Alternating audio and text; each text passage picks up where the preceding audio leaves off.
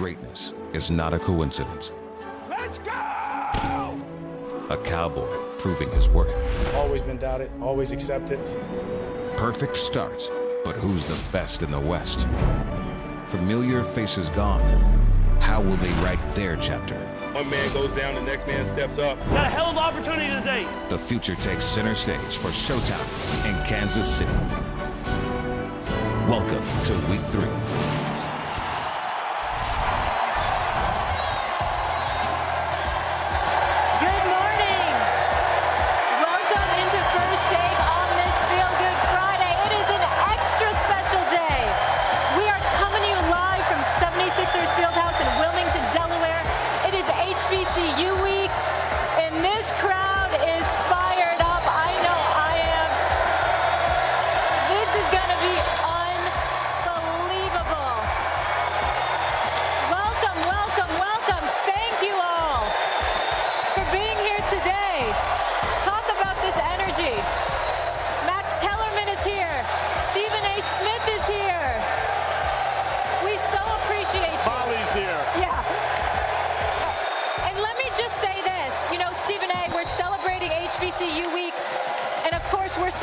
You today, but tell me why First Take needed to be here today. Well, first things first.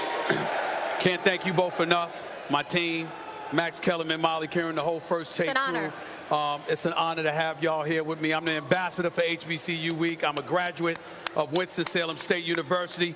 Winston-Salem State Band right over there. Red Sea Sound. Delaware State in the house. I haven't got a high school.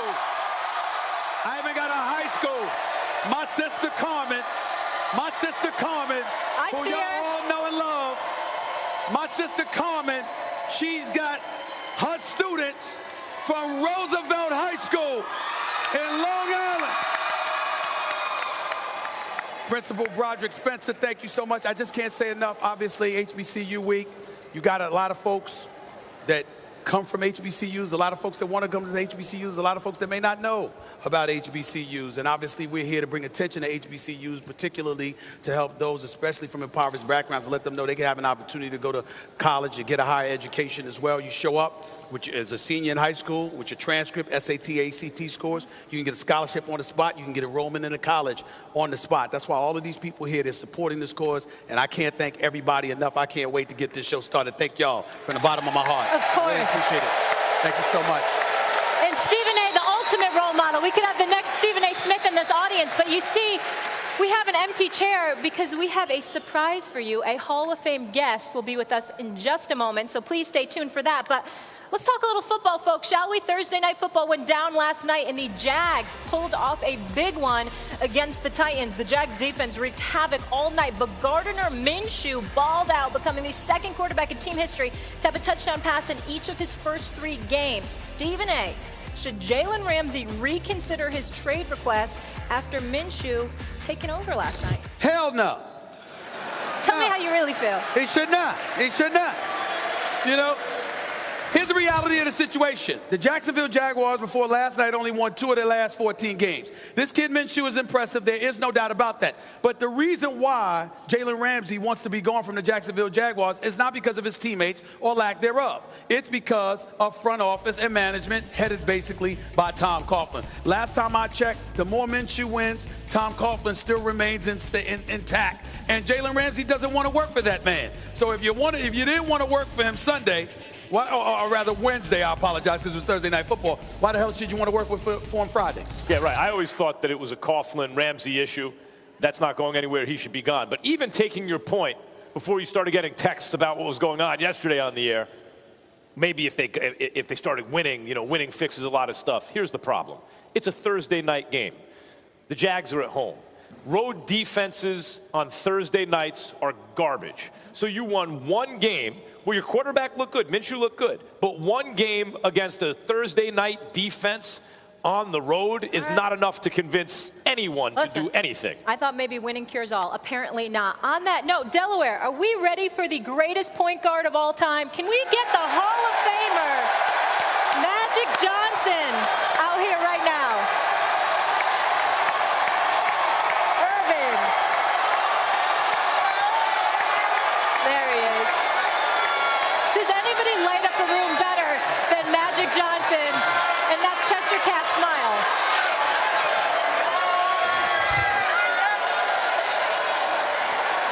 Let him take his time. Come on up. He's got to show everybody love first. My goodness. My goodness. Thank you so much for being here.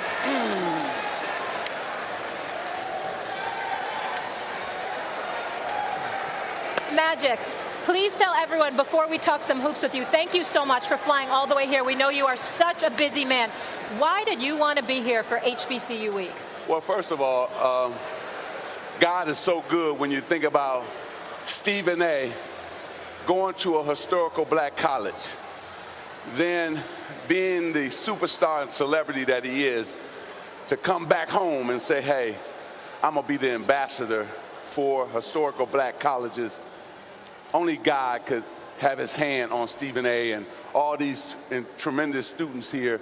And thank God for ESPN for bringing the show here and shining light on all these intelligent students and faculty members and presidents and board members, because this is what it's all about. The education that you can get at a historical black college is second to none. And then life experiences that you get is second to none. So I'm just happy to be a part of this. When Stephen A. called me when I was on vacation, he said, brother, I'm doing this show. I need you. I said, I'm there. I'm there. Thank you. Because this is what it's all about. No question. Listen, obviously we know him, Magic Johnson, to be arguably the greatest point guard, maybe not arguably, the greatest point guard that ever played the game, 5-time champion. We know all of this. We know what an extraordinary businessman you are and a role model you are as well. I wanted to bring you, and the biggest reason I wanted to invite you here today is because there is a dining service provider extraordinaire as well, okay? Sodexo Magic is the name of the company. There is a chairman. His name is Irvin Magic Johnson. In July, it was announced that you did a deal with Grambling State. And, you know, obviously, the world of business, the entrepreneur that you are, we got a whole bunch of aspiring businessmen and women at HBCUs as well. And I couldn't think of a better person to epitomize that spirit than you, which is why I asked you to come here today. And I want you to talk about that for a second and what kind of message you'd like to send to a lot of these kids out here that are aspiring to be business folks. Well, first of all, it's great to be, you know, having the contract to feed all the students at Grambling State, Jackson State, Xavier, Central State, you know, so I'm really involved, Howard University, the hospital there. So what I try to do, too, is with this contract, too, I try to say if some of these young people want to be a chef one day, want to, you know, work in the dining experience, we're there to train them and teach them how to have an incredible career as a chef, and so that's amazing. But if they want to be a businesswoman or be a businessman, first of all, they must apply themselves at the school that they go to, right? And set goals for themselves. And know that if I can go from the basketball court to the boardroom, they can do the same thing. So it's important that role models like ourselves show them and teach them the way, and that's very important. Yep, and a Hall of Famer on the court and off the court. Yeah. For sure. The blueprint for so many people, including a lot of athletes. So it's such an honor to have you here today. Can we talk a little basketball? Let me just say one thing first, because when you bring up the importance of education, getting your education, putting your head down, going forward, I want you to think about who I debate with every day. This is a brilliant dude. Yes. You understand? You better study. You better know what the hell you're talking about. You going up against this dude. Right. Because he's smart and he applies himself. So again, you're not just working with yourself. You're not just working against yourself. You're dealing with other human beings, and to be on that level or considered on that level of above it, you've got to make sure you apply yourself to mess with the likes of this guy right here. That's what I wanted to say. And also, last point I want to make to all the students. You may grow up poor, but you don't have to have poor dreams. See, that's the number one thing. So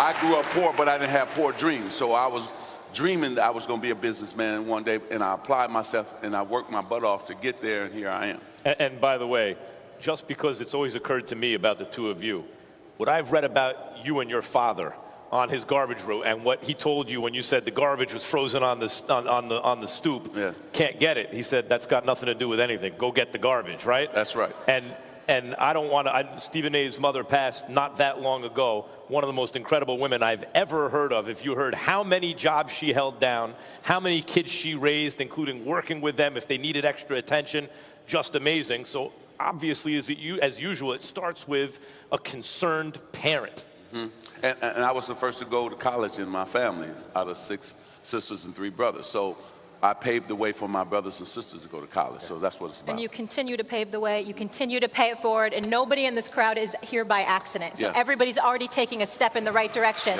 And we wish you all the best success. But now we're going to have some fun, and we're going to talk a little hoops. Kevin Durant recently said that he was different from the rest of the Warriors and that he had some issues with the team's motion-heavy offense. In an interview with Rachel Nichols, Steph Curry responded to Durant's criticism of the Warriors' offense, citing the 2 titles that the team won with Durant as proof that it works. Magic, you're on the clock first. Do you have a problem with KD's comments? Well, KD, I hope that he finds happiness. If you can't find happiness at Golden State, where are you going to find it at? First of all, give Steph Curry a lot of credit for saying, you know what, I'm a 2-time MVP. I'm willing to take a back seat because I want to win. Give Klay Thompson a lot of credit, saying, you know what, because you know whose game suffered the most? Was Klay Thompson. How do you get that rhythm going when you're not getting the touches? Exactly. He used to get a lot more touches before KD got there. And he said, you know what, I'm okay with that as long as we win the championship.